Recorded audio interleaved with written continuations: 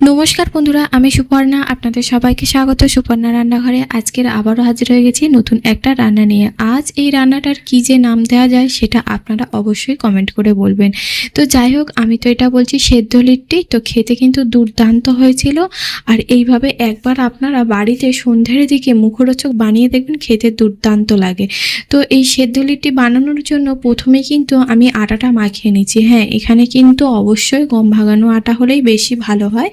আর না হলে আপনাদের হাতের কাছে যদি ময়দা বা অন্য কোনো প্যাকেট জাতীয় আটা থাকে তো সেটা দিলেও হবে। তবে গম ভাঙানো আটা হলে ঠান্ডা জলেই মাখিয়ে নেওয়া যায়।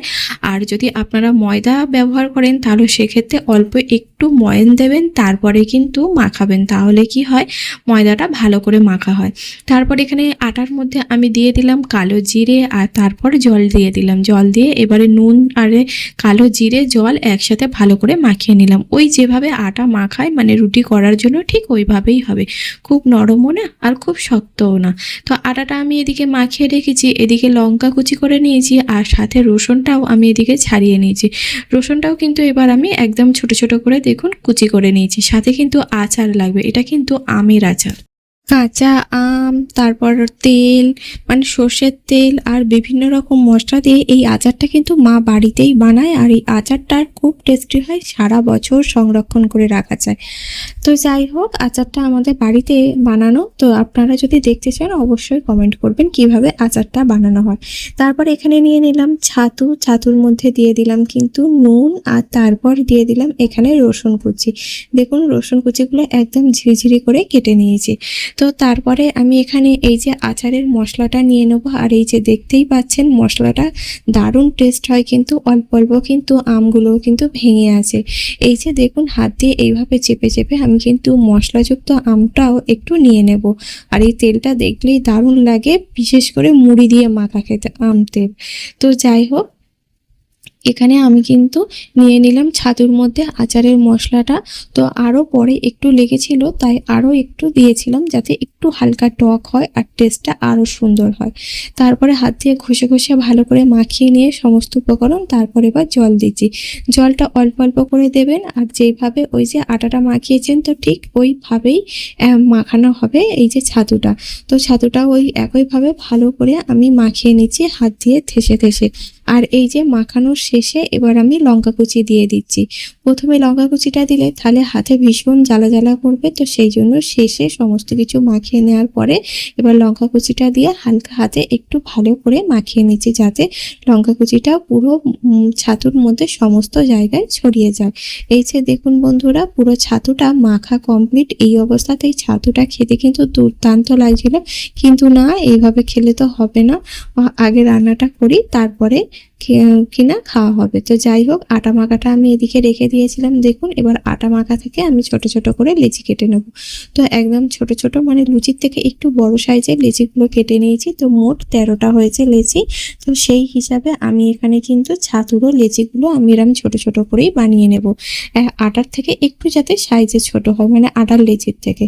তো দেখুন বন্ধুরা, আমি এইভাবেই কিন্তু সমস্ত লেচিগুলো কিন্তু বানিয়ে নিচ্ছি। আর এই যে দেখুন সমস্ত লেচিও বানানো হয়ে গেছে। এবার পুর দেওয়ার পালা। এবার পুরটা দেব। এই যে একটা আটার লেচি প্রথমে নিয়ে নিলাম, এই যে যেভাবে পিঠের খাম বা মোমোর খাম করে মানে খোল করে, তো সেইভাবে এরম হাত দিয়ে এইভাবে টেনে টেনে আটাটা বাড়িয়ে নিচ্ছি। আর এই যে দেখুন খোলটা বড় হয়ে গেছে। এবার এর মধ্যে একটা ছাতু লাড্ডু দিয়ে দিলাম, দিয়ে এবার ভালো করে মুখটা সিল করে দিতে হবে যাতে বেরিয়ে না আসে। আর এই যে ভালো করে এবার হাত দিয়ে চেপে চেপে এইভাবে পাকিয়ে নিতে হবে। একদম যেভাবে রুটি বেলার জন্য আটা মাখিয়ে গোল গোল করে লেচি বানানো হয়, ঠিক ওইভাবে হাত দিয়ে এইভাবে চেপে চেপে বানিয়ে নিতে হবে। আর এই যে দেখুন ওই একইভাবে আমি কিন্তু সমস্ত লেচিগুলো বানিয়ে নিয়েছি। মনে হচ্ছে না রুটি করার জন্য যে লেচি তৈরি হয়েছে, কিন্তু না, এর ভেতর কিন্তু পুর আছে। আর এই যে দেখুন পুরো মুখগুলো চারিদিক থেকে সিল হয়ে গেছে।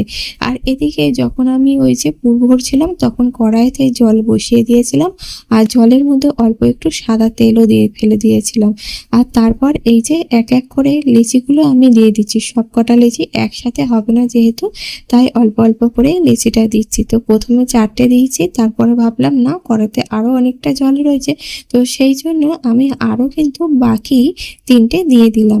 তাহলে দেওয়ার পরে এই যে 7টা লিচি প্রথমে আমি সেদ্ধ করে নেব, তারপরে কিন্তু আবারও আমি বাকি সব লিচিগুলো একইভাবে সেদ্ধ করে নেব। এই যে খুন্তির সাহায্যে একটু নাড়াচাড়া করে দিচ্ছি। তো এইভাবে লিচিটা প্রায় 12 মিনিট মতো সেদ্ধ করে নিতে হবে, তাহলেই কিন্তু ভালো সেদ্ধ হয়ে যাবে। আর এই যে দেখুন সমস্ত লিচিগুলো সেদ্ধ হয়ে গেছে, তো বাকিগুলো গরম, ওই জন্য একটু ভাব উঠছে দেখাই যাচ্ছে।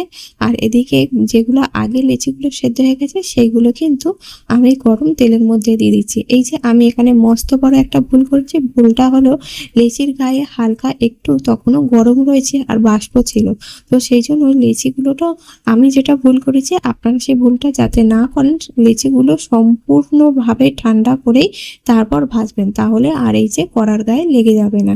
তো এই ভুলটা আমি করেছিলাম, আপনারা জানেন এই ভুলটা করবেন না, আমি সেই জন্যই বলে দিলাম। তো লিচিগুলোকে এইভাবেই আমি কিন্তু লাল লাল করে ভেজে নেব। এই সময় গ্যাসের আঁচটা কিন্তু মিডিয়াম আঁচে রাখতে হবে, তাহলে কিন্তু লিচিটা ভালো করে ভাজা হবে। যেহেতু আগে থেকে সেদ্ধ করা, সেই জন্য আমি আর ডুবো তেলে ভাজছি না, একদম অল্প একটু তেল দিয়েই এইভাবে ভেজে নিচ্ছি। ডুবো তেলে আর ভাজার প্রয়োজনও নেই। তো এইভাবেই দেখুন এক পিঠ লাল হয়ে যেতে অপর পিঠটা উল্টে দিচ্ছি। তো দু পিঠই লাল লাল করে এই যে লিচিগুলো দেখুন ভাজা হয়ে গেছে, মানে সেদ্ধ লিচিগুলো আর লিচি বলা যাবে না, তো সমস্ত ভাজা হয়ে গেছে। একইভাবে সমস্তগুলো ভেজে নিয়েছি, ভীষণ মুচমুচে হয়েছিল, খেতেও খুব সুন্দর হয়েছিল। এই যে এবারে খাওয়ার জন্য প্লেটে নিয়ে নিচ্ছি, আর সাথে এর সাথে সয়া সস দিয়েছিলাম, আপনারা চাইলে গ্রিন চাটনি দিয়েও খেতে পারেন। আর এই গ্রিন চাটনির রেসিপিটা কিন্তু আমি কালকে চ্যানেলে দিয়ে দিয়েছি, আপনারা চাইলে একবার দেখে নিতে পারেন। আর এই যে দেখুন একটা আমি ভেঙে দেখাচ্ছি, এক হাতে যেহেতু ফোন আছে আর লিট্টিগুলো ভীষণ গরম ছিল, তাই একটু ভাঙতে অসুবিধা হচ্ছে। এই যে আর এক হাতে আমি ভেঙে দেখাচ্ছি ভেতরটা কত সুন্দর হয়েছে, আর খেতে কিন্তু দুর্দান্ত হয়েছিল সস দিয়ে। রেসিপিটি যদি ভালো লাগে তাহলে লাইক শেয়ার কমেন্ট করবেন, চ্যানেলে নতুন হলে চ্যানেলটি সাবস্ক্রাইব করে পাশে থাকার অনুরোধ রইল।